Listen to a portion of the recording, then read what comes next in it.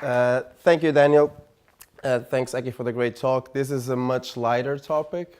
I'm bringing here an idea that I had. It's very soft. It's a childish idea. It's a naive idea, very innocent, a bit selfish as well, but I didn't see it happening yet. And I'm very surprised nobody did this before, or maybe nobody did it in the way that it should have been done. This is about applying shared economy to the music industry.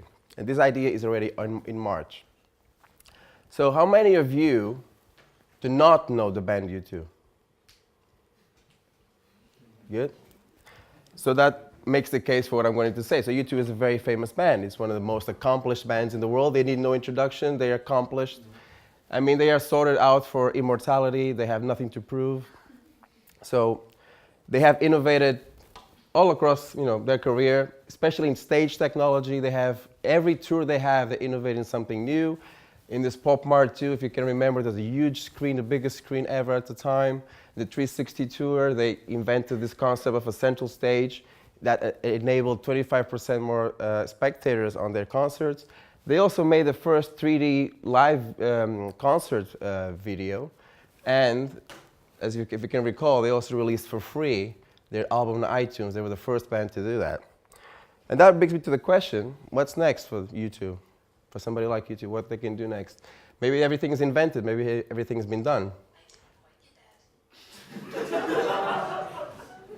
So that brought me to my idea. So as most of you know, I make music for a hobby. I'm not a professional. I do this for the fun of it. It enables my creativity, enables my decision making. It draws me away from the world and I can reflect on everything that's happening around me. I never made any money with music. The highlight of my career was winning a rock competition in Paris with some talented mates here from the class.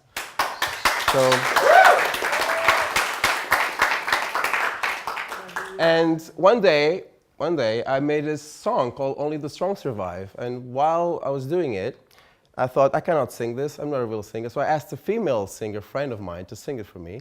And I recorded it. And when I was listening to it, I thought, you know what, this could be a U2 song. It could be written for U2. And so I had this idea, why don't the fans write the songs for their favorite bands? So let's involve the fans, really involve the fans. Because U2 is a band that has nothing to prove. Why don't they take this next step and thank the fans for all the dedication and start accepting their creativity? So I had this idea. It's very summarized. There's lots of detail in it, but I'll try to summarize it in 3 steps. So let's say the fans start writing songs for YouTube. I'm saying this now, 2017, because it's very easy to record a song today, not 20 years ago.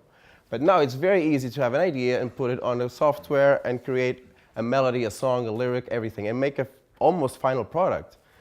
And then there will be a 3-month selection process from the band. The band will select from thousands, I would say, of super excited fans. They will select 10 songs, for example. Under some rules and guidelines, the song must be for U2. It must have this certain length. It must have this certain topics. And then stage 2, they would select the 10 songs. They would announce the 10 songs and of which country are the authors of these songs, which should generate some hype in those countries. And then they will launch some media teasers on the album, on the tour they're going to do. And then they will record the songs. But they will record the songs as they wish, because they are U2. They will adapt. They will have that freedom to adapt the songs to their liking. And the stage 3, they will release the album through all channels, physical, Spotify, Apple iTunes, Amazon, whatever. They will promote it and do a world tour, especially with special attention to the countries where the authors are from. And then, can you imagine the scalability of this, the social impact and the mindset change? Because why don't you allocate the profits for the NGOs that you two are very fond of? Why don't you make this a charity initiative? They don't need any money. They already accomplished everything. And this is something that's been never done. So to me, it sounds like a great idea. So for me, it is the win-win-win-win situation. Because the fans win because, hey, I have a chance to write a song for my favorite band and get recognition for my work through a band that I admire. And they would actually play it live. And it will enable future job opportunities for these songwriters. the labels, if needed at all, but they will be needed because they will cover the cost for the initiative, they'll be happy because they can make some extra money, they can still make things going, and they improve their image.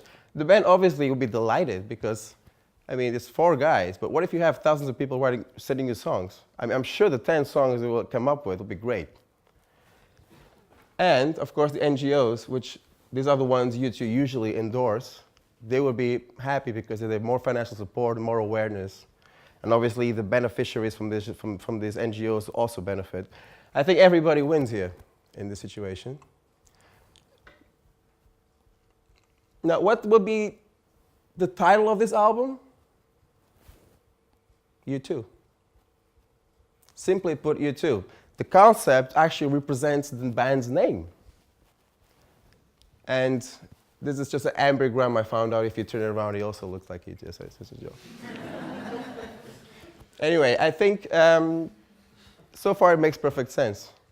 And I don't know why this hasn't been tried before. Maybe there's a lot of obstacles, but I'm still pursuing this. And I'm very sure that at least I get some response into this. And the scalability and the impact in future bands will be, for example, do you remember Unplugged? Who remembers MTV Unplugged in the 90s? Who's old enough? Good. So do you know what happened? What is Unplugged? It's a recycling of existing popular songs in an acoustic environment. So nothing really great, but it worked fantastically well for the band and for MTV. And the result of this success was all these other bands wanted to do Unplugged CDs and Unplugged sessions and concerts. And they sold millions and millions of copies with a very simple concept. Let's reinvent our songs in an acoustic environment. And it just took off. So I can imagine something like this working the same way. Then we have Coldplay doing it, you have Muse doing it, we have Rolling Stones doing it if they're still around. Why not? And then we get to the most interesting point here for you, for the audience. How would a back cover of a CD like this look like? Songs like £1 from Ali A. Every week I give it to you from Shane from Malaysia. Be Aggressive from Marcelo. I Hate Raymond from Jaime.